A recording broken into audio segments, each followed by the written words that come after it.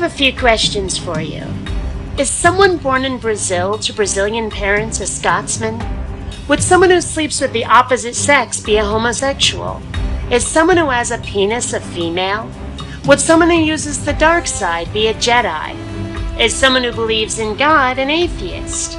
I'd have to say no, pretty much on all counts. Oh, I could make a few exceptions if I had to.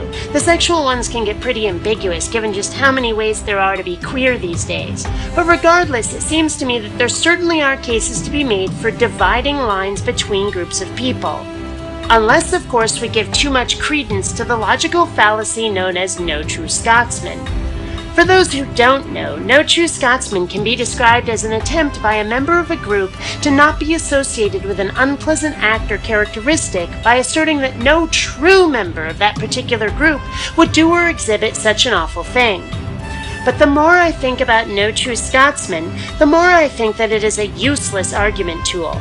The problem with it is that, taken to its logical extreme, it would force any group to accept as a member pretty much anybody, no matter how the group was defined.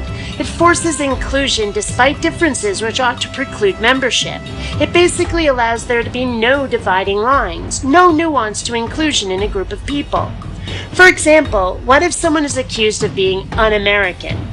Even if they were born in America, can trace their lineage back to the freaking Mayflower, they can be called un-American because they behave in a way which is contrary to the expected behavior for someone from the United States. By the strictest definition of No True Scotsman, we cannot call such a person un-American because they're unambiguously an American citizen. Well, why can't we call them un-American? Why can't behavior be an intrinsic part of what it means to be an American? Why must ancestry or legal citizenship be the defining characteristic? There are most definitely groups in which there is an expectation of behavior for membership, yet these are usually the target of No True Scotsman. For that matter, what's to stop someone from claiming that they are an American despite having been born in Spain to Spanish parents and holding Spanish citizenship? No true American would be Spanish and lack American citizenship. Uh-oh, No True Scotsman fallacy. Where does it end? When can we not invoke No True Scotsman? What if it were actually written down? What if it were in a set of bylaws or a constitution? What if it flat out stated that to be truly considered an American, a person had to not merely espouse but actually act upon certain virtues or behaviors? Would that invalidate No True Scotsman? Or would the written doctrine itself be a No True Scotsman fallacy?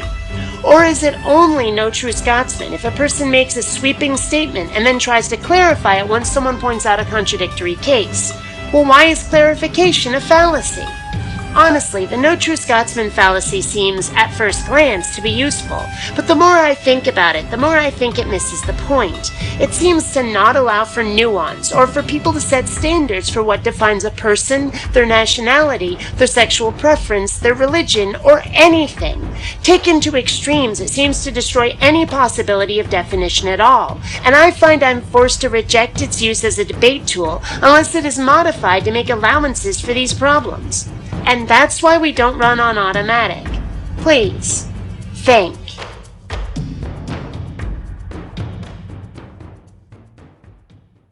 Please take the time to rate this video.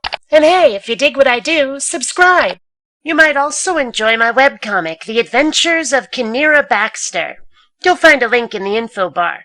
Come on, give me a thumbs up. You know, like the Fonz. Hey!